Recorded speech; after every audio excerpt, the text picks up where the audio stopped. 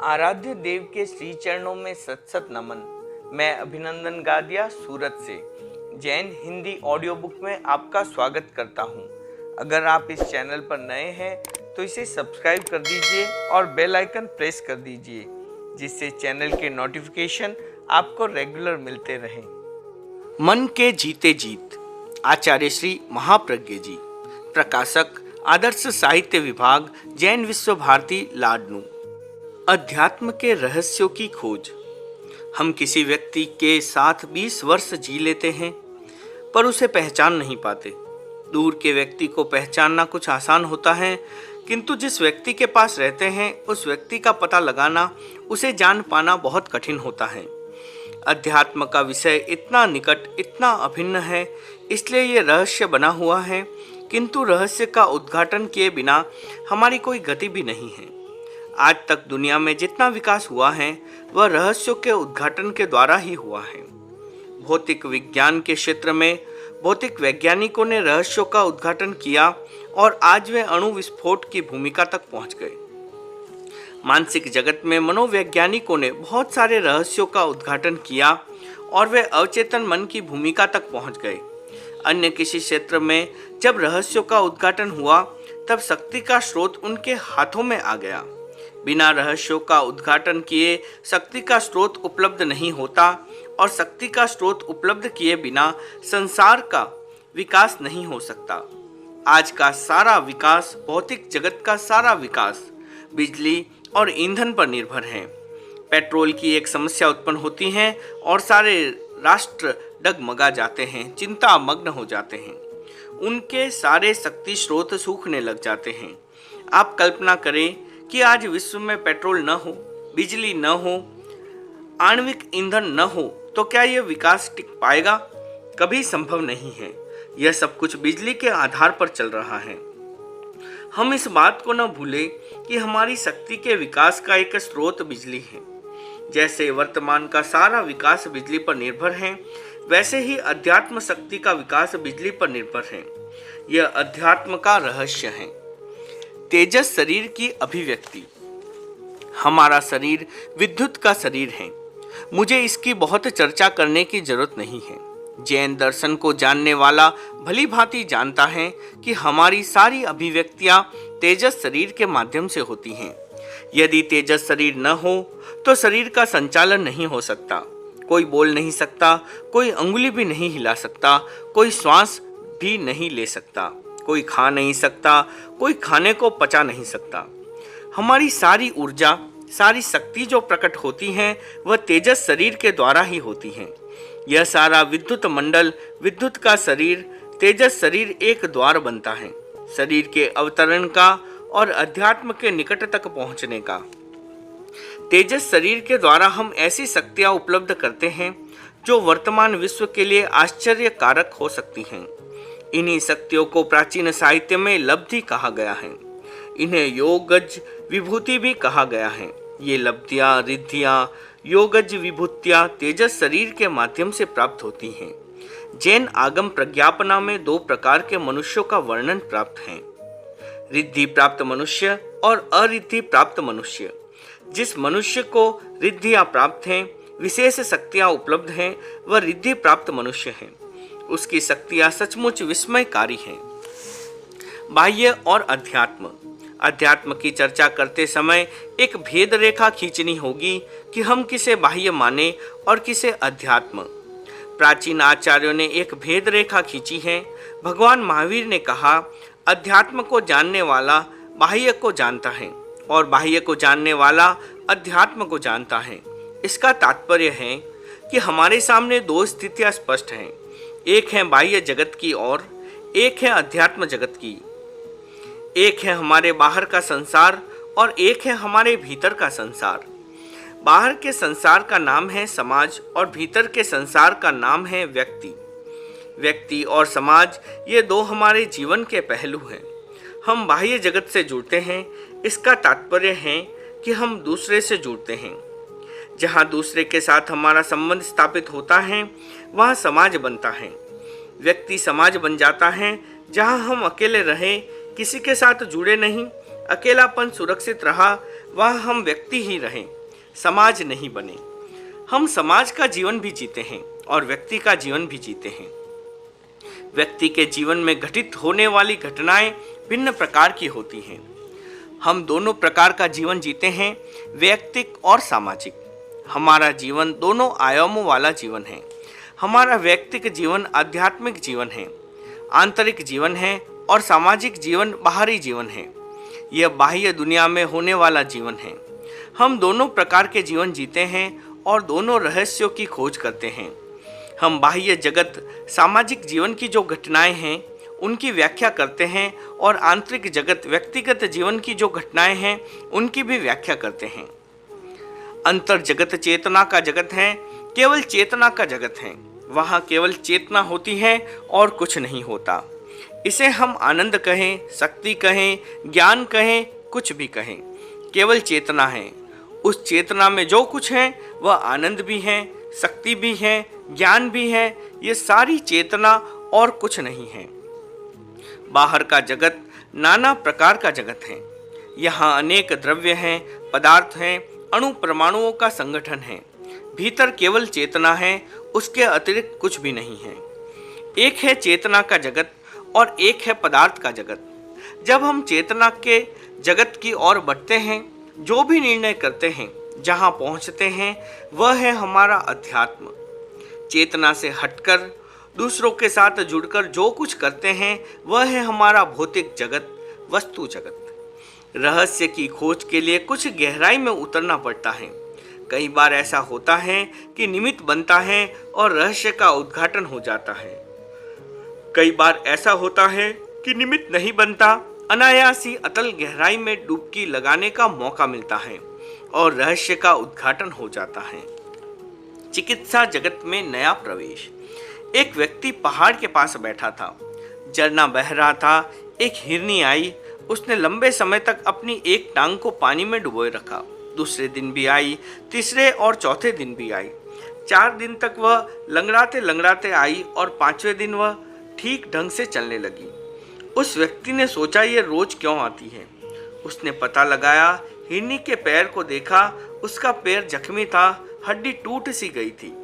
2-4 दिन के पानी के उपचार से वह पैर ठीक हो गया। व्यक्ति ने उस उपचार को पकड़ा। प्राकृतिक चिकित्सा का प्रारंभ हो गया। जल के उपचार, मिट्टी के उपचार का प्रारंभ हो गया। एक व्यक्ति बैठा था। उसने देखा कि बच्चा सो रहा है। उसका श्वास फूल रहा है, श्वास गहरा आ रहा है, पेट फूल रहा है और सिकुड़ रहा है। वह ला ला ला की अव्यक्त ध्वनि भी कर रहा है। व्यक्ति ने ध्यान दिया, सोचा इस ध्वनि के साथ कुछ हो रहा है। उसने प्रयोग किया, ध्वनि चिकित्सा का विकास हो गया। व्यक्ति ने शब्दों के उच्चारण के द्वारा ध्वनि चिकित्सा का विकास किया। इस पद्धति से बीमारी को मिटाया जाता है। एक आदमी के सिर में भयंकर दर्द रहता था। वह वैद्यों के पास गया, डॉक्टरों के पास गया, काफी चिकित्सा कराई, पर सब व्यर्थ। वह जीवन से घबरा गया। उसका जीना दूभर हो गया। एक बार किसी व्यक्ति के साथ उसकी लड़ाई हुई। प्रतिपक्षी ने गुस्से में आकर तीर फेंका। जैसे ही वह तीर पैर में चुभा, सिर का दर्द तत्काल मिट गया। वह आश्चर्य में पड़ गया। उसने सोचा, इतने उपचार भी मेरे सिर दर्द को मिटा नहीं पाए और आज एक तीर लगते ही वह मिट गया, मानो कि वह कभी हुआ ही न हो। वह रहस्य को समझ नहीं सका। वह वैद्यों के पास गया, अपनी राम कहानी सुनाई। सभी अचंभे में पड़ गए। वैसा ही प्रयोग प्रारंभ किया। दूसरे आदमी के सिर में दर्द आया, उसे तीर चुभोया और वह ठीक हो गया। तीसरे, चौथे, 5वें व्यक्ति पर भी प्रयोग किया और सिर दर्द गायब हो गया। यह तथ्य स्थापित हो गया कि सिर दर्द होने पर पैर के अमुक स्थान में तीर चुभाने से दर्द मिट जाता है। एक्यूपंक्चर चिकित्सा पद्धति की यह कहानी है। हमारा शरीर विद्युत का शरीर है। इसमें बिजली की प्रधानता है। हम माने या न माने, यह बहुत ही स्पष्ट है कि बिजली के असंतुलन के कारण हमारे शरीर में अनेक बीमारियां हो जाती हैं। तेजस शरीर के अस्त व्यस्त होने पर शरीर में विकृतियां उत्पन्न होती हैं। यदि हम तेजस शरीर की समुचित व्यवस्था कर ले, बिजली का उचित संतुलन स्थापित कर ले और समीकरण कर ले, तो अनेक चीजों को हम स्वयं समाप्त कर सकते हैं। अनेक स्थितियां स्वयं समाहित हो सकती हैं। खोज करें रहस्यों की। रहस्यों की खोज किए बिना, रहस्यों का उद्घाटन किए बिना विकास नहीं हो सकता, शक्तियां उपलब्ध नहीं हो सकती। प्राचीन आचार्यों ने अनेक रहस्य खोजे। आज हम सिद्धांतों को तो समझते हैं, पर वे रहस्य याद नहीं रख पाए। उनकी विस्मृति हो गई। विस्मृति के कारण उन रहस्यों की हम ठीक से व्याख्या नहीं कर सकते और उन सब का प्रयोग नहीं कर सकते। इस प्रसंग में मैं एक घटना की चर्चा करूंगा। मैंने एक बात पढ़ी थी कि उत्तर की ओर सिर करके नहीं सोना चाहिए, अर्थात दक्षिण की ओर पैर करके नहीं सोना चाहिए। यह बात हमारे यहाँ प्रचलित भी है। कुछ इसे अंधविश्वास भी मानते हैं। वे कहते हैं कि सोते समय पैर चाहे दक्षिण में हो, उत्तर में हो, पश्चिम में हो, पूर्व में हो, क्या फर्क पड़ता है। कहीं तो सिर करना ही होगा, कहीं तो पैर करने ही होंगे। आज प्रत्येक चीज की वैज्ञानिक व्याख्या प्रस्तुत की जा रही है। विज्ञान रहस्यों के उद्घाटन के पीछे इस प्रकार पड़ा हुआ है कि आज कोई भी व्यक्ति किसी चीज को अंधविश्वास कहता है तो वह उसका दुस्साहस है। पुराने जमाने में कह सकता था, आज नहीं कह सकता। अभी अभी इसकी वैज्ञानिक व्याख्या पढ़ी तो आश्चर्य हुआ। हमारे शरीर में दो प्रकार के विद्युत हैं, एक है पॉजिटिव और एक है नेगेटिव। एक है धन विद्युत और एक है ऋण विद्युत। शरीर का ऊपर का जो भाग है, आंख, कान, नाक, सिर और मुंह, इन सब में धन विद्युत हैं। नीचे का जो भाग है, पैर, जांघ आदि, इन सब में ऋण विद्युत हैं। व्यक्ति ब्रह्मांड से, जगत से भिन्न नहीं होता। जब इससे संबंध जुड़ता है तब व्यक्ति समान बन जाता है।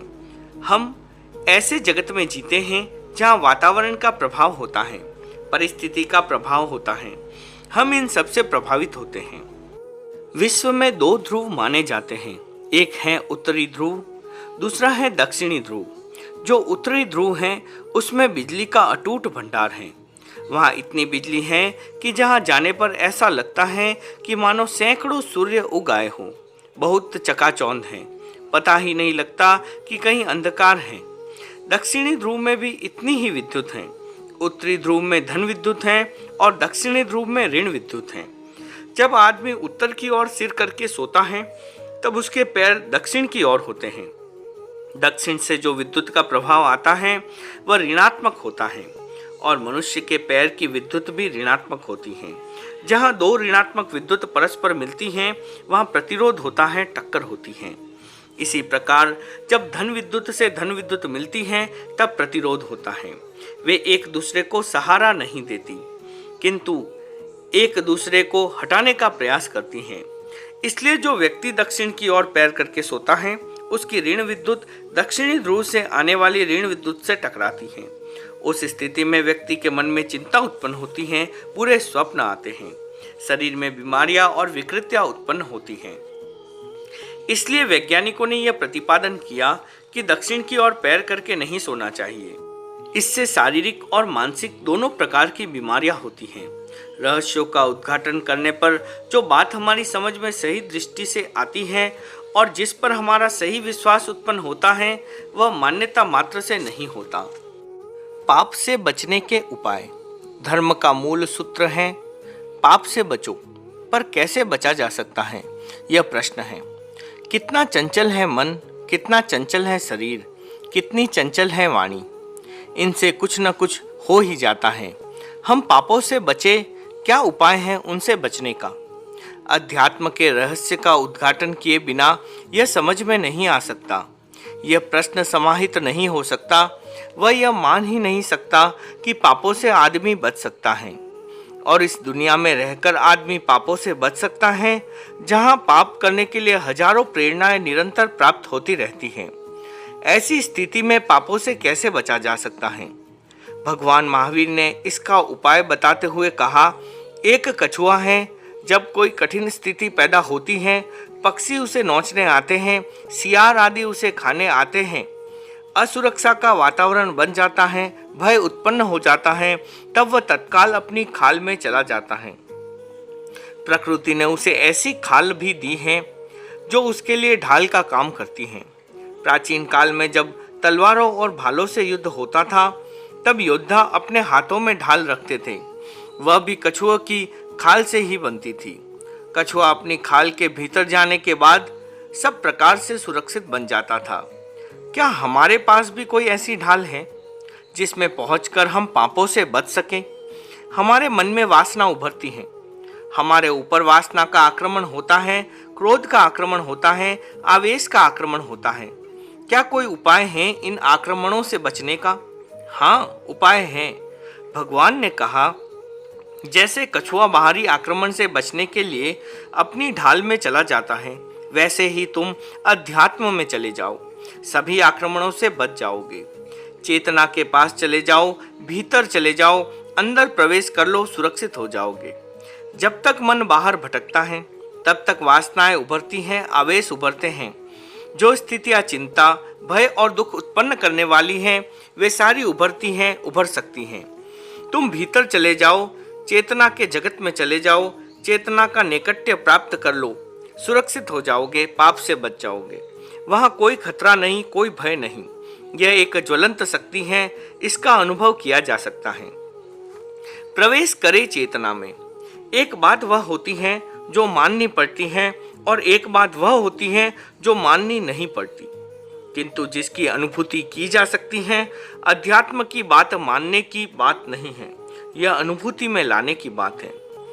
आप भी ऐसी स्थिति का निर्माण कर सकते हैं और आज रात को सोने से पहले पहले उसका अनुभव कर सकते हैं। जैसे ही मन में कोई विचार आया, विकल्प आया, बुरा चिंतन उभरा, आप तत्काल अपने भीतर चले जाएं, मन को भीतर ले जाएं। ऐसा लगेगा कि आप दूसरी दुनिया में पहुंच गए हैं। सारे विचार, सारे विकल्प और सारे चिंतन बाहर आ गए हैं। अब इनका आक्रमण आप पर नहीं हो सकता। यही है प्रेक्षा ध्यान। इसका अर्थ है अपने आप को देखने लग जाना। जिस क्षण में आप अपने आप को देखने लग जाते हैं, चेतना के क्षेत्र में चले जाते हैं, फिर आप आक्रमण से मुक्त हो जाते हैं। किसी का आक्रमण हो नहीं सकता। अध्यात्म के द्वारा हम इनसे बच सकते हैं। अध्यात्म हमें इन सारे बाहरी आक्रमणों से बचा सकता है और इन सारे प्रभावों से अप्रभावित रख सकता है। आज हम उस अध्यात्म से थोड़ा दूर भटक गए हैं। आज बताने वाले नहीं रहे। अध्यात्म के रहस्य भी आज अज्ञात बन गए हैं। इसका कारण क्या बना? एक आदमी चलता है, पैर से दबकर जीव मर जाता है। हम कहते हैं हिंसा हो गई, उसने जीव को मार डाला, हिंसा हो गई। यह हमारा निर्णय हुआ। यह व्यवहार का निर्णय है, बाहरी दुनिया का निर्णय है। भगवान महावीर ने या किसी मनस्वी आचार्य ने यह नहीं माना। उन्होंने यही कहा, बंध होता है अध्य व्यवसाय से। एक होता है अध्य व्यवसाय और एक होती है घटना। दोनों दो बातें हैं। अध्य व्यवसाय अंतर जगत का निर्णय है और घटना बाह्य जगत में घटित होती है। आचार्य भिक्षु ने यह कहा था कि मारने वाला हिंसक होता है। जो मारता है अर्थात जिसका मारने का अध्य व्यवसाय है, वह हिंसक है। जीव जीता है या मरता, इससे कोई संबंध नहीं है। जीता है तो कोई दया नहीं होती और मरता है तो कोई हिंसा नहीं होती। जीव मरता है या नहीं मरता, यह गौण बात है। दूसरी बात है, मारने का जो संकल्प है, अध्य व्यवसाय है, परिणाम है, यह मुख्य बात है। हिंसा है मारने का अध्य व्यवसाय। अध्यात्म के जगत में पहुंचकर जब हम रहस्यों को देखते हैं, तब हमारी सारी साधना पद्धति बदल जाती है। फिर हम घटना को मुख्य मानकर व्यवहार नहीं चलाते, किंतु अंतर को मुख्य मानकर व्यवहार चलाते हैं। अध्यात्म और व्यवहार एक है। सामाजिक जीवन। सामाजिक जीवन के निर्णय व्यवहार के आधार पर होते हैं और व्यवहार के आधार पर ही व्यक्ति जीवन चलाता है। एक है व्यक्ति का जीवन। इसमें निर्णय का सारा आधार होता है आंतरिक जीवन। इसलिए ये कहा गया कि दिन हो या रात, कोई देख रहा हो या न देख रहा हो, कोई फर्क नहीं पड़ता। जिस स्थिति में कोई फर्क नहीं पड़ता, वह आंतरिक स्थिति होती है। अंतर आता है व्यवहार के जगत में। व्यवहार को मानकर चलने वाला आचरण करने से पहले देखेगा कि प्रकाश है या अंधकार, कोई देख रहा है या नहीं देख रहा है। इस आधार पर उसका आचरण होगा, अगला कदम उठेगा। स्वप्न क्यों आता है? हम नींद में स्वप्न क्यों देखते हैं? मानस शास्त्रियों की व्याख्या है कि हमारे मन की जो दमित वासनाएं होती हैं, उनको प्रकट होने का जब मौका नहीं मिलता तब वे स्वप्न में प्रकट होती हैं। इसलिए हमें स्वप्न आते हैं। किसी सीमा तक ये सच्चाई है। कभी कभी ऐसा होता है कि सोते समय जो बात मन में रह जाती है, सपने में वही दृश्य हमें दिखाई देता है। यह बहुत बड़ी सच्चाई है अध्यात्म की। क्रोध आता है, वहां तक पहुंचकर आप स्थिति को समाप्त करें, उसे दबाए नहीं, उस पर नियंत्रण न करें। व्यवहार की बात तो ठीक है, मैं आपको व्यवहार से सर्वथा मुक्त होने की बात नहीं कहता। हमारी नियंत्रण की शक्ति है, हमारा विवेक है। हम बाह्य जगत में जीते हैं, इसलिए व्यवहार को भी मानकर चलते हैं। कुछ नियंत्रण भी होता है, दमन भी होता है, दबाव भी होता है। किंतु अध्यात्म की चर्चा करते समय यह कहने में कोई संकोच नहीं होना चाहिए कि यह मात्र व्यवहार की बात है, यह कोई अध्यात्म की बात नहीं। अध्यात्म की बात तो यह है कि हम मूल तक पहुंच जाएं। सारी समस्याओं का मूल है राग और द्वेष। प्रचलित भाषा में कहा जा सकता है हिंसा। चाहे परिग्रह का प्रश्न है, चाहे अब्रह्मचर्य का प्रश्न है, चाहे चोरी का प्रश्न है, चाहे झूठ बोलने का प्रश्न है, इन सबको हमारे आचार्यों ने हिंसा माना है। इसे उलटकर देखें तो अहिंसा से भिन्न कोई महाव्रत नहीं है। जो शब्दों में सब कुछ आ गया, हिंसा और अहिंसा। अहिंसा क्या है? राग आदि को उत्पन्न न करना अहिंसा है। आप अहिंसा की बात को, अहिंसा की घटना को हिंसा के साथ मत देखिए। घटना को मिटाने का प्रयत्न भी मत करिए। उस क्षण को देखें जिस क्षण में राग उत्पन्न हो रहा है। जिस क्षण में राग उत्पन्न हो रहा है वही क्षण वास्तव में जागृत रहने का क्षण है। जागरूक रहे वर्तमान के प्रति। प्रेक्षा ध्यान का सूत्र है अप्रमाद। प्रेक्षा ध्यान का सूत्र है जागरूकता। किसके प्रति जागरूकता? अतीत के प्रति जागरूक रहने की जरूरत नहीं है, भविष्य के प्रति भी जागरूक रहने की जरूरत नहीं है। जागरूक रहे वर्तमान क्षण के प्रति। वर्तमान क्षण के प्रति जागरूक रहने का तात्पर्य यह है कि कोई बीज होगा, वह बोया जाएगा वर्तमान के क्षण में। बाद में तो फल लगता है, बाद में तो परिणाम आता है, बाद में एक वृक्ष बनता है। आप वृक्ष को नहीं उखाड़ सकते, आप फल को नहीं रोक सकते। आप केवल यही देखें कि बीज बोया जा रहा है या नहीं बोया जा रहा है। हमें जागरूक रहना है वर्तमान के उस क्षण के प्रति जिस क्षण में बीज की बुवाई होती है। यह राग का क्षण, यह द्वेष का क्षण, यह राग का बीज, यह द्वेष का बीज जिस क्षण में बोया जाता है, उस क्षण के प्रति यदि हम जागरूक नहीं होते हैं तो परिणामों के प्रति जागरूक होने का कोई अर्थ नहीं होता। अध्यात्म का एक बहुत बड़ा रहस्य जो अध्यात्म के सूत्रों से प्रतिपादित हुआ है वह है राग का क्षण हिंसा है, द्वेष का क्षण हिंसा है, अराग का क्षण अहिंसा है, अद्वेष का क्षण अहिंसा है।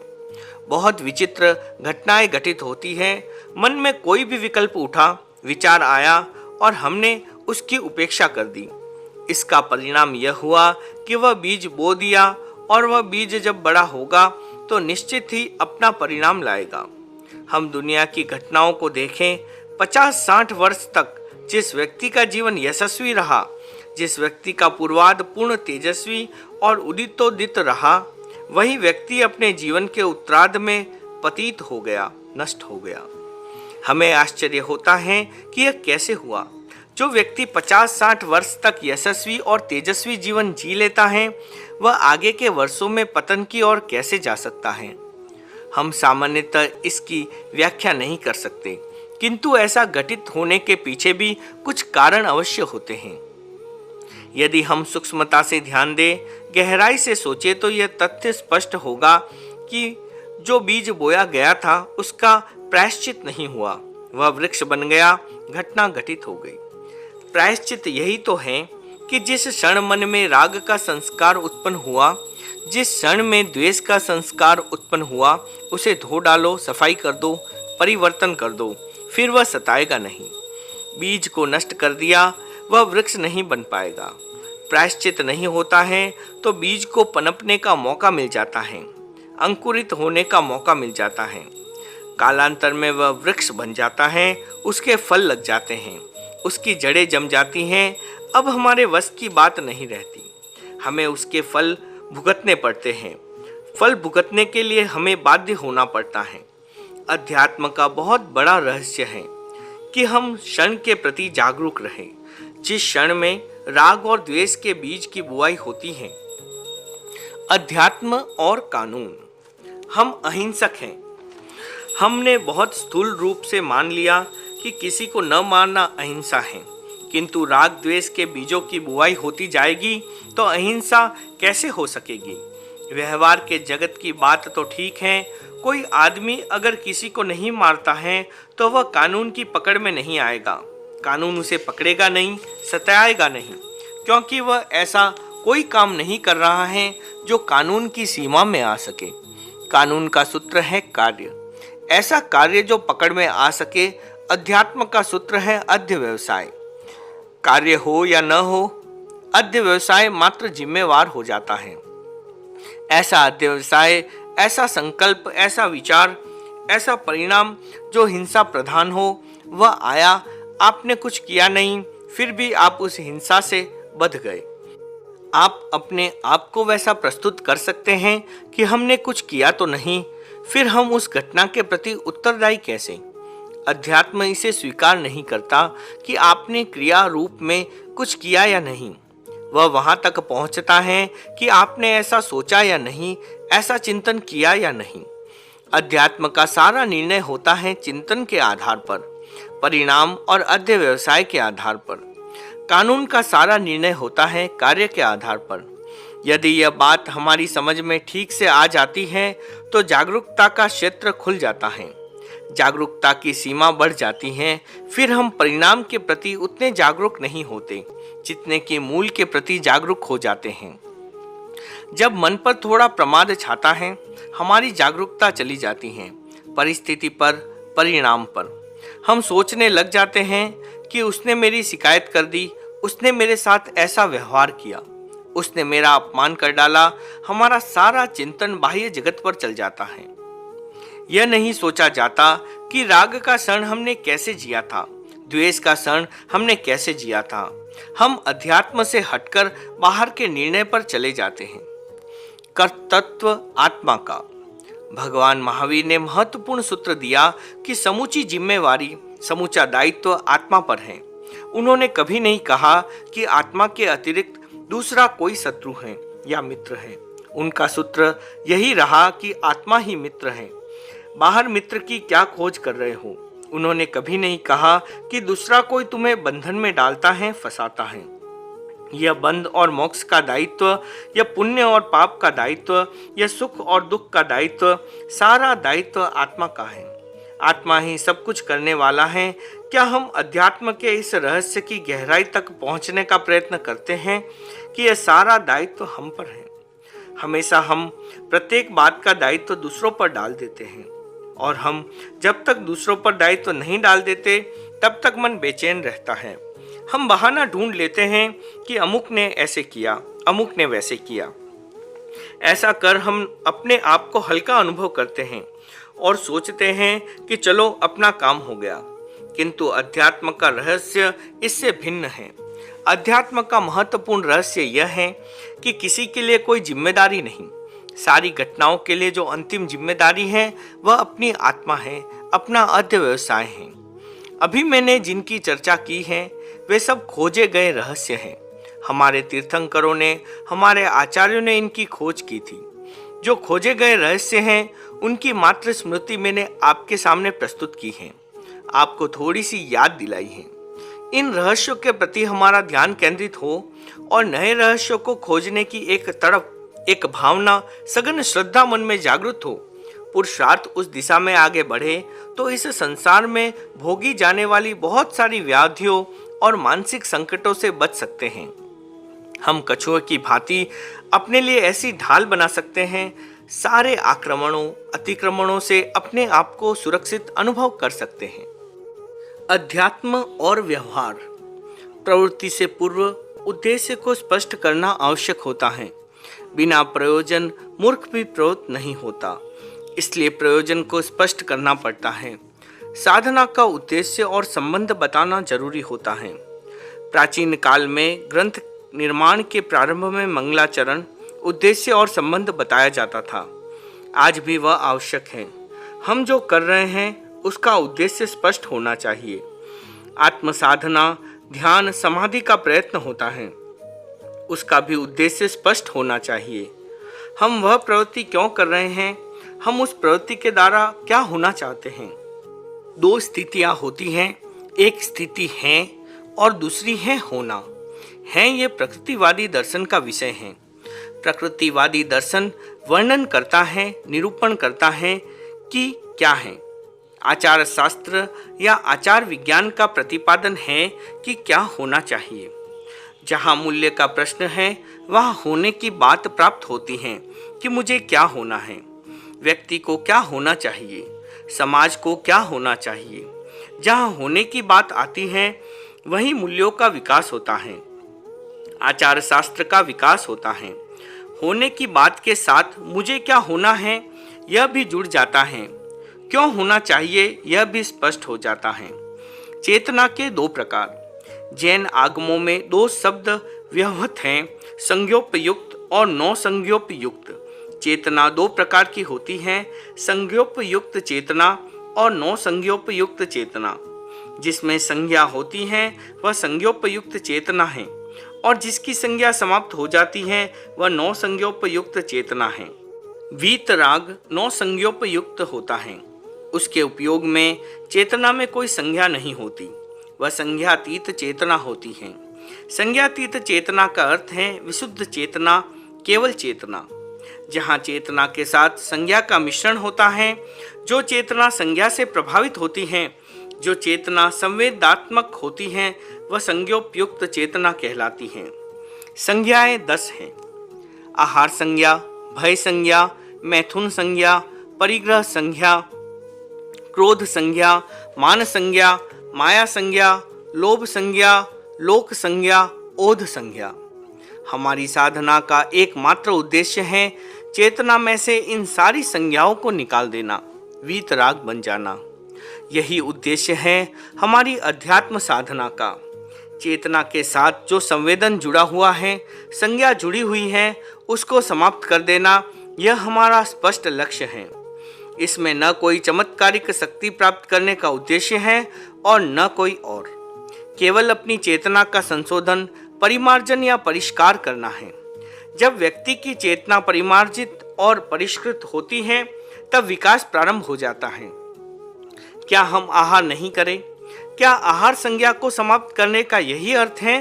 नहीं, शरीर के रहते हुए ऐसा संभव ही नहीं है कि हम आहार न करें। आहार किए बिना साधना भी नहीं हो सकती। साधना के लिए यदि शरीर जरूरी है तो शरीर के लिए आहार जरूरी है। आहार को नहीं छोड़ा जा सकता, किंतु आहार के प्रति होने वाली आसक्ति या वासना को छोड़ा जा सकता है। ये सारी संज्ञाएं कुछ ऐसी ही हैं जैसे साफ पानी में कुछ कीचड़ मिल गया हो। पानी साफ है, उसमें धूल मिल गई, कूड़ा करकट मिल गया, वह गंदला हो गया। चेतना शुद्ध है, उसमें संज्ञाएं जुड़ गई, वह विकृत हो गया। गंदे पानी को साफ किया जा सकता है, उसकी सफाई की अनेक पद्धतियां विकसित हैं। प्राचीन काल में अनेक पद्धतियां थी, आज भी हैं। गंदा पानी निर्मल हो सकता है। पानी अपने आप में स्वच्छ है, निर्मल है। उस निर्मलता को मिटाया नहीं जा सकता, किंतु जो कुछ उसमें मिला था उसे निकाला जा सकता है। उसके निकालने से पानी वैसा का वैसा निर्मल हो जाता है। हमारी चेतना निर्मल है। निर्मलता को कभी समाप्त नहीं किया जा सकता, वह कभी नहीं मिटती। केवल उसमें इतना सा अंतर आता है कि जब उसमें संज्ञाओं का कूड़ा करकट मिल जाता है, संवेदनाओं की गंदगी मिल जाती है, तब चेतना भी गंदी हो जाती है। उसकी स्वच्छता मिट जाती है, आवृत हो जाती है। दर्पण अंधा बन जाता है। जब दर्पण अंधा हो जाता है तब उसमें प्रतिबिंबों का ग्रहण करने का सामर्थ्य कम हो जाता है या समाप्त ही हो जाता है। उसे साफ करने पर पुनः उसकी क्षमता प्रकट हो जाती है और वह प्रतिबिंब ग्रहण करने में सक्षम हो जाता है। चेतना भी संज्ञाओं के कारण धुंधली हो जाती हैं, अस्पष्ट हो जाती हैं, गंदी हो जाती हैं। उसे निर्मल बना लेना, उसे यथावत बनाकर केवल चेतना के रूप में रखना, यह है हमारी साधना का उद्देश्य। पहला चरण साधना का। साधना का रहस्य केवल जानना। इसे आज भी प्राप्त किया जा सकता है। केवल ज्ञान यानी कोरा ज्ञान, सिर्फ ज्ञान जिसमें कोई भी संवेदन न हो। आप जब चाहें तब इसका अभ्यास कर सकते हैं। केवल ज्ञान की अवस्था में आ सकते हैं। केवल ज्ञानी बन सकते हैं। केवल ज्ञान अंतिम मंजिल मानी गई है, लक्ष्य माना गया है। केवल ज्ञान साधना का पहला चरण भी है। जब तक केवल ज्ञान का अभ्यास नहीं होगा तब तक साधना के क्षेत्र में आगे बढ़ने की बात प्राप्त नहीं होगी। साधना के क्षेत्र में हमारा प्रवेश तभी संभव है जब हम केवल ज्ञान का अभ्यास करते हैं। जो आदि में होता है वही अंत में होता है। जो आदि में साधन है वही अंत में साध्य बन जाता है। उपादान उपादान है। उपादान में जो आदि होता है वही अंत में होता है। कोई अंतर नहीं आता। हमारी चेतना यदि केवल चेतना नहीं है तो हम कभी भी केवल ज्ञान को प्राप्त नहीं कर सकेंगे। केवल ज्ञान तभी प्राप्त होता है जब हम पहले क्षण में केवल ज्ञान प्राप्त कर लेते हैं। पहले क्षण का केवल ज्ञान ही अंतिम क्षण का केवल ज्ञान होता है। साधना के क्षण यदि केवल ज्ञान प्राप्त नहीं है तो साधना के किसी भी क्षण में, चाहे लाखों वर्षों तक हम साधना करते रहें, केवल ज्ञान प्राप्त नहीं होगा। पहले क्षण में वह प्राप्त होना चाहिए, तभी अंतिम क्षण में वह प्राप्त होगा। कुम्हार ने एक घड़ा बनाया। पहले ही क्षण में यदि वह घड़ा नहीं फूटता है तो वह कभी नहीं फूट सकता। एक बच्चा जन्मता है और यदि वह पहले क्षण में नहीं मरता तो कभी मर नहीं सकता। वह अमर हो गया, कभी नहीं मरेगा। पहले क्षण में जिसका विनाश नहीं होता उसका फिर कभी विनाश नहीं हो सकता। पहले क्षण में जो समाप्त नहीं होता उसे फिर कभी समाप्त नहीं किया जा सकता। पहले क्षण में यदि केवल ज्ञान नहीं होता है तो फिर कभी केवल ज्ञान नहीं हो सकता। वास्तव में केवल ज्ञान, कोरा ज्ञान, जिस ज्ञान के साथ संवेदना न हो, ऐसा साधना का स्तर जब प्राप्त होता है तब हम केवल ज्ञान की स्थिति में पहुंच सकते हैं। साधना का उद्देश्य प्राण को संवेदन शून्य करना, संज्ञा से मुक्त करना, योग संयोग से मुक्त करना, यही है हमारी साधना का उद्देश्य। प्रश्न यह है कि यह कैसे संभव हो सकता है। इस पर हम कुछ विचार करें।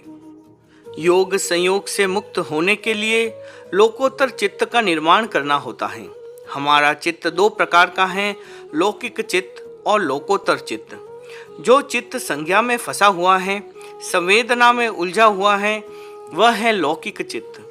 जो चित्त इन 10 संज्ञाओं से दूर चला जाता है, उनकी पकड़ से मुक्त हो जाता है, वह है लोकोत्तर चित्त। जिसे लोकोत्तर चित्त का लाभ होता है वह 9 संज्ञोपयुक्त बन जाता है। एक ही शक्ति दोनों काम करती हैं। वही ऊर्जा, वही प्राण और वही शक्ति लौकिक चित्त के काम आती है, और वही ऊर्जा, वही प्राण और वही शक्ति लोकोत्तर चित्त के काम आती हैं। शरीर में 2 मुख्य केंद्र हैं, एक है काम केंद्र और दूसरा है ज्ञान केंद्र। नाभि के नीचे का स्थान काम केंद्र है, वासना केंद्र है, मस्तिष्क है ज्ञान केंद्र। हमारे शरीर में ऊर्जा का एक ही प्रवाह है। जहां मन जाएगा वहां ऊर्जा आ जाएगी, जहां मन जाएगा वहां प्राण जाएगा। यदि हमारा मन, हमारा चिंतन काम केंद्र की ओर ज्यादा आकर्षित होता है तो उसे बल मिलेगा, शक्ति मिलेगी और वह समृद्ध होगा। प्रकृति का यह अटल नियम है कि जिसे सिंचन मिलता है वह पुष्ट होता है, जिसे सिंचन नहीं मिलता वह सूख जाता है, नष्ट हो जाता है। जिसे सिंचन प्राप्त है वह बढ़ता है, फलता फूलता है।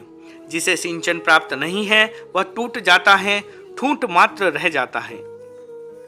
हमारी ऊर्जा का जिसे सिंचन मिलेगा वह अवश्य ही पुष्ट होगा, बढ़ेगा, फलेगा, फूलेगा, फिर चाहे वह काम केंद्र को मिले या ज्ञान केंद्र को मिले।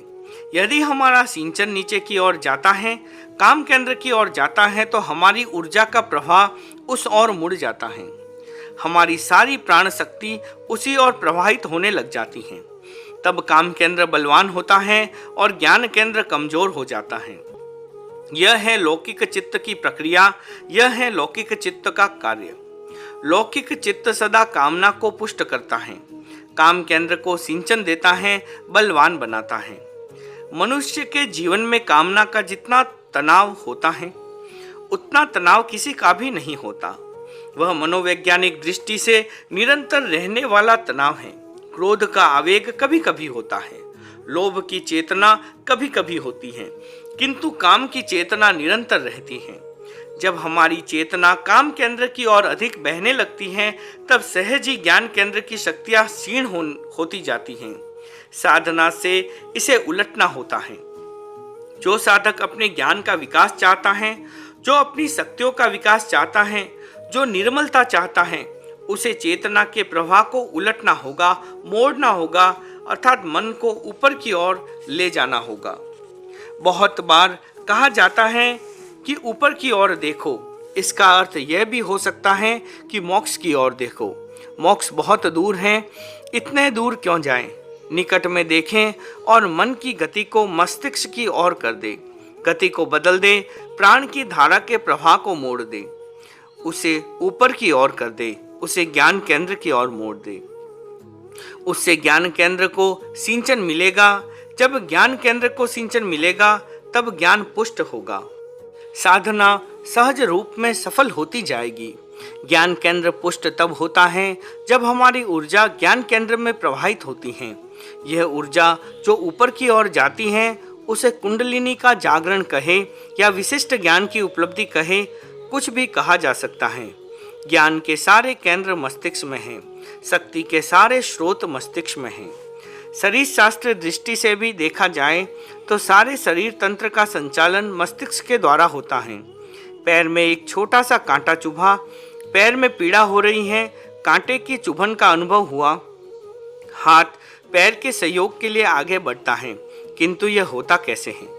कांटा चुभते ही हमारा नाड़ी संस्थान सक्रिय हो जाता है और मस्तिष्क तक यह सूचना पहुंचा दी जाती है कि पैर में कांटा चुभा है। मस्तिष्क तत्काल आदेश देता है कि कांटा निकालो।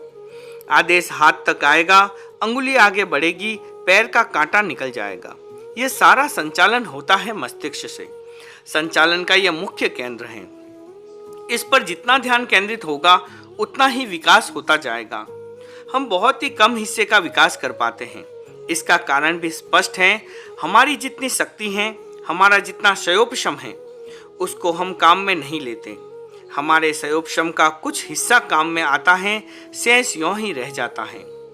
विज्ञान की भाषा में कहा जा सकता है कि मस्तिष्क की जितनी क्षमता है, हम उसका उपयोग नहीं कर पाते, कुछ प्रतिशत क्षमता का ही उपयोग कर पाते हैं। मस्तिष्क के उन प्रकोष्ठों को खोलने का हमारा कोई प्रयास नहीं होता, जिनके खुलने पर हमारी अतिरिक्त चेतना काम आने लग जाए। वह इसलिए नहीं हो पाता कि हमारी चेतना का सारा प्रवाह नीचे की ओर जा रहा है। साधना का ये बहुत बड़ा उद्देश्य है कि काम केंद्र की ओर बहने वाली मन की धारा को, काम केंद्र की ओर बहने वाली मन की ऊर्जा को मोड़कर ऊपर की ओर ले जाए। यह बहुत बड़ी साधना है। संज्ञा का उद्दीपन। हमारे मन में संज्ञाएं उत्पन्न होती हैं। आहार की संज्ञा उत्पन्न होती है, मैथुन की संज्ञा उत्पन्न होती है। इनकी उत्पत्ति का क्या कारण है?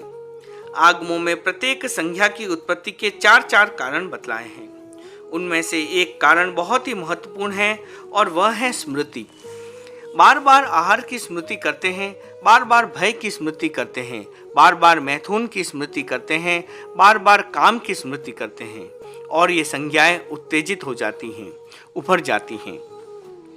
बार बार स्मरण करना, बार बार चर्चा करना और बार बार अपनी प्राण शक्ति को उस ओर प्रवाहित करना, ये संज्ञाओं के उद्दीपन का मार्ग है। हम चेतना को उस ओर ले जाते हैं और उनको उभरने का मौका मिल जाता है।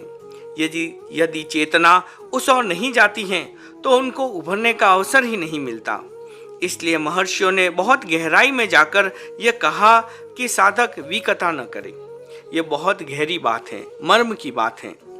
साधक चर्चा कर सकता है, पर उसे विकथा नहीं करना चाहिए। यदि विकथा में उसका मन संलग्न हो गया तो फिर प्राण की समूची धारा उधर बहने लग जाएगी, साधना का क्रम टूट जाएगा। इसलिए ऊर्जा को किस ओर बहाना है, इस पर ध्यान केंद्रित करना आवश्यक है। साधना की दृष्टि से जागरण का सूत्र बहुत ही महत्वपूर्ण है। जागरण का अर्थ ही है प्रवहमान ऊर्जा के प्रति जागरूकता। उसका प्रवाह किस ओर हो रहा है। यदि प्रवाह नीचे की ओर हो रहा है तो उसे मोड़कर ऊपर की ओर कर दे। 10 संज्ञाएं हैं, उनमें से 8 संज्ञाएं बहुत स्पष्ट हैं। आहार संज्ञा, भय संज्ञा, मैथुन संज्ञा, परिग्रह संज्ञा, क्रोध संज्ञा, मान संज्ञा, माया संज्ञा और लोभ संज्ञा। इनकी प्रतीति होती रहती है। दो संज्ञाएं और हैं, लोक संज्ञा और ओध संज्ञा। लोक शब्द के अनेक अर्थ हैं, उनमें से एक अर्थ है शरीर। लोक संज्ञा का अर्थ है देहाशक्ति। आदमी में ही नहीं, हर प्राणी में देह शक्ति होती है। शरीर के प्रति उसका लगाव होता है, वह उसे बचाने का प्रयत्न करता है। साधक के सामने शरीर को बचाने की बात मुख्य नहीं होनी चाहिए। शरीर की सार संभाल आवश्यक है, पर मुख्य नहीं। उसे प्रथम स्थान नहीं दिया जा सकता, उसे दूसरा स्थान ही दिया जा सकता है। लोक संज्ञा का एक अर्थ है लौकिक मान्यताओं को दिमाग में भर लेना। बहुत सारी मान्यताओं को हम दिमाग में भर लेते हैं, उनके कारण चेतना की विकृतियां और उभर जाती हैं। एक छोटी सी बात है कि लोक प्रचलन के अनुसार हमने मान लिया कि स्वभाव को बदला नहीं जा सकता। हमने इस बात को पकड़ लिया, चेतना में एक छिद्र हो गया, चेतना के साथ विष घुल गया। अब हम कुछ नहीं कर सकते, क्योंकि मन में एक दृढ़ निश्चय हो गया कि बदला नहीं जा सकता। बहुत गंभीर बात है कि धारणा बनाने से पहले सत्य को ठीक से समझ ले, अन्यथा जो धारणा बन जाती है वह छूटती नहीं। हम उस धारणा से प्रतिबद्ध हो जाते हैं, चेतना का सारा प्रभाव उल्टा हो जाता है। संकल्प की स्वतंत्रता एक बहुत बड़ा प्रश्न है। संकल्प की स्वतंत्रता का, क्या हम संकल्प करने में स्वतंत्र हैं? इस प्रश्न पर भारतीय और पाश्चात्य दर्शनों ने काफी चिंतन मनन किया है। पश्चिम में 3 वाद प्रचलित हैं, नियतिवाद, आत्मवाद और आत्मनियतिवाद। भारत में भी ये वाद चलते हैं। एक वाद है नियतिवाद। नियतिवादी यह मानते हैं कि मनुष्य यंत्रवत हैं। जैसी परिस्थितियां होती हैं, जैसा वातावरण होता है, वैसे ही मनुष्य को करना पड़ता है। सारा यंत्रवत संचालित होता है। मनुष्य का अपना कोई स्वतंत्र संकल्प नहीं होता। यह है नियतिवादी धारा। दूसरी है आत्मवादी धारा। उसके अनुसार मनुष्य संकल्प करने में स्वतंत्र है। वह परिस्थिति का दास नहीं है, वह परिस्थिति से प्रभावित नहीं होता। तीसरी है आत्मनियतिवादी धारा। आत्मनियतिवादी यह मानते हैं कि नियति सही हो सकती है, पर वह हमारी परिस्थिति में कोई बाधा नहीं डाल सकती। हम पूर्णतया स्वतंत्र हैं, सर्वथा स्वतंत्र हैं। क्या हम संकल्प करने में परतंत्र हैं, यंत्रवत हैं, परिस्थिति के दास हैं, या हम पूर्ण स्वतंत्र हैं? किसी भी परिस्थिति का हम पर कोई प्रभाव नहीं होता। यदि हम यंत्रवत हो और सारा का सारा संचालन नियति से होता हो, तो साधना करने की कोई आवश्यकता ही नहीं रह जाती। फिर यह कहना उचित ही होगा कि स्वभाव को बदला नहीं जा सकता। जब हमारा स्वभाव नियत है, तो उसे बदलने के लिए किसी संकल्प या किसी पुरुषार्थ की हमें कोई आवश्यकता ही नहीं रहेगी। सारे प्रयत्न व्यर्थ होंगे। हम इस बात को स्वीकार नहीं करते। हम मानते हैं कि स्वभाव को बदला जा सकता है। संज्ञोपयुक्त चेतना को नौसंज्ञोपयुक्त चेतना किया जा सकता है। सारी संज्ञाओं को समाप्त किया जा सकता है। जब यह सब कुछ हो सकता है, तो फिर स्वभाव नहीं बदला जा सकता। यह कथन अपने आप अर्थ शून्य हो जाता है। स्वभाव बदलता है, उसे बदला जा सकता है। हम यह मानते हैं कि आत्मा की अपनी कुछ आंतरिक विशेषताएं हैं। बाह्य परिस्थिति या वातावरण कुछ प्रभाव डालता है, किंतु आत्मा की आंतरिक शक्ति इतनी प्रबल है कि जब वह जागृत होती है, तब बाह्य प्रभाव शून्य हो जाता है, मिट जाता है, अपना अस्तित्व ही खो देता है। कसाय चेतना। हम बाह्य से प्रभावित तभी होते हैं जब हमारी कसाय संज्ञा प्रबल होती है। संज्ञा का एक वर्ग है कसाय संज्ञा। इस वर्ग में 4 संज्ञाएं आती हैं: क्रोध संज्ञा, मान संज्ञा, माया संज्ञा और लोभ संज्ञा। इन चारों संज्ञाओं का संयुक्त नाम है कसाय संज्ञा। जब इसकी प्रबलता होती है, तब बाह्य परिस्थिति का प्रभाव हमारे ऊपर पड़ता है, और जब वह प्रबल नहीं होती, मंद होती है, तब प्रभाव भी तीव्र नहीं होता, मंद होता है, वह क्षीण होता है। इसी तथ्य को आगम में इस प्रकार समझाया है: भीति पर मिट्टी के 2 गोले फेंके गए, एक गीला था, एक सूखा था। जो गीला था वह भीत पर चिपक गया, और जो सूखा था वह नीचे भूमि पर गिर गया। गीला चिपक जाता है, सूखा नीचे जड़ जाता है। यदि भीत गीली होगी तो उस पर धूल अवश्य चिपकेगी, यदि वह सूखी होगी तो धूल नीचे झड़ जाएगी, चिपकेगी नहीं। कसाय चेतना गीलापन है।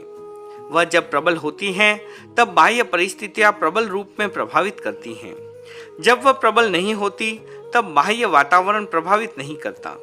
आकाश आकाश है, उसे कोई प्रभावित नहीं कर सकता।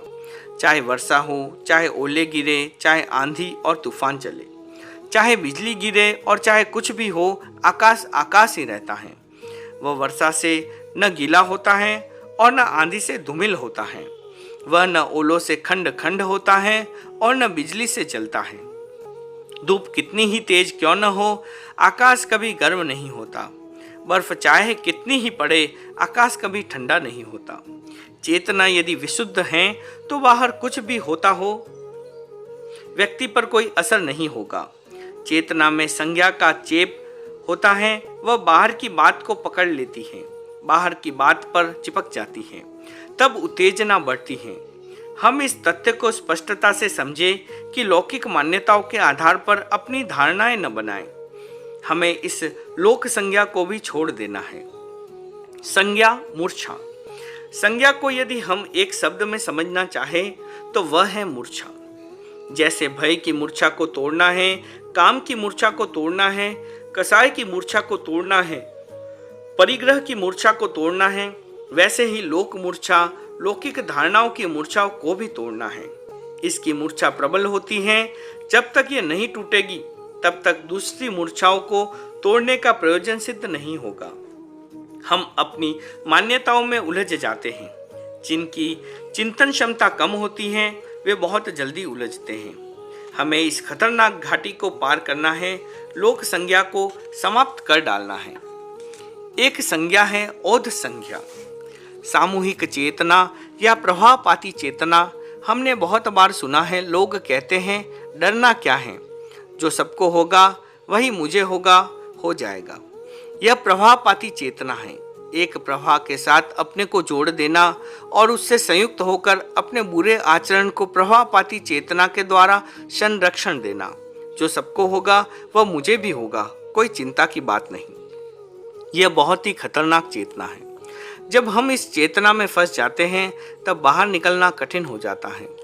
इस मूर्छा को तोड़े बिना हम साधना के क्षेत्र में प्रवेश नहीं कर सकते।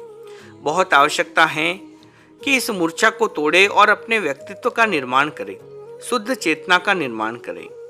व्यवहारिक मनोविज्ञान के एक वैज्ञानिक ने कहा, मुझे एक बच्चा दे दो, फिर तुम कहो कि उसे क्या बनाना है। तुम चाहो तो मैं उसे डाकू बना दूं, तुम चाहो तो मैं उसे महात्मा बना दूं, जैसा तुम चाहो वैसा बना दूं, क्योंकि परिस्थिति पर मेरा नियंत्रण है और परिस्थिति के आधार पर ही व्यक्ति का निर्माण होता है, व्यक्ति बनता बिगड़ता है। लोगों को घोषणा बहुत अजीब लगी, बहुत आश्चर्यजनक और सुखद भी थी यह घोषणा। जब व्यक्ति के हाथ में इतनी शक्ति आ जाए कि परिस्थिति के आधार पर लोगों को जैसा चाहे वैसा बनाया जा सके, तो फिर इस संसार में परमात्मा की कल्पना का कोई आधार ही नहीं रह जाता। उसको मानने की कोई आवश्यकता ही नहीं रहती, क्योंकि वह वैज्ञानिक ही स्वयं परमात्मा बन बैठा है। उस वैज्ञानिक ने घोषणा की, लोगों ने सुनी, किंतु हो कुछ नहीं सका। मनुष्य को बनाया नहीं जा सकता।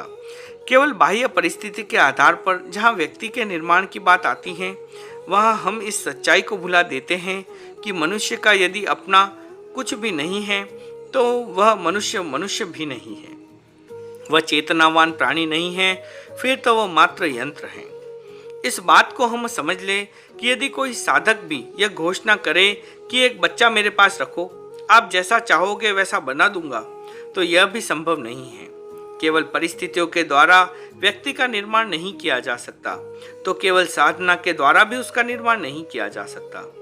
हमें देखना होगा कि किस व्यक्ति में कितनी आंतरिक क्षमता है, किसका कितना सयोपशम है। हमें यह भी देखना होगा कि किस व्यक्ति को साधना का कितना अवसर मिलता है, किस प्रकार का वातावरण और परिस्थितियां उसे प्राप्य हैं। हम दोनों दृष्टियों से देखें, आंतरिक क्षमता और बाह्य वातावरण या परिस्थितियां, इन दोनों का उचित योग होता है, तब चेतना के निर्मलीकरण की बात आगे बढ़ती है। दोनों में कहीं त्रुटि होती है तो प्रयत्न करने पर भी वह बात आगे नहीं बढ़ती। यदि इस तथ्य को मानकर चले तो साधना के प्रति, साधना के उद्देश्य के प्रति हमारी दृष्टि धुंधली नहीं होगी, अस्पष्ट नहीं होगी और हम धीरे धीरे आगे बढ़ सकेंगे। उपयोग करें शक्ति का। यदि ध्येय स्पष्ट नहीं रहा, शक्ति कम है और ज्यादा काम करने की बात सोच ली गई तो संभव है कि बीच में ही भटक जाएं। एक सुंदर कहानी है। एक सेठ था, उसके 2 लड़के थे।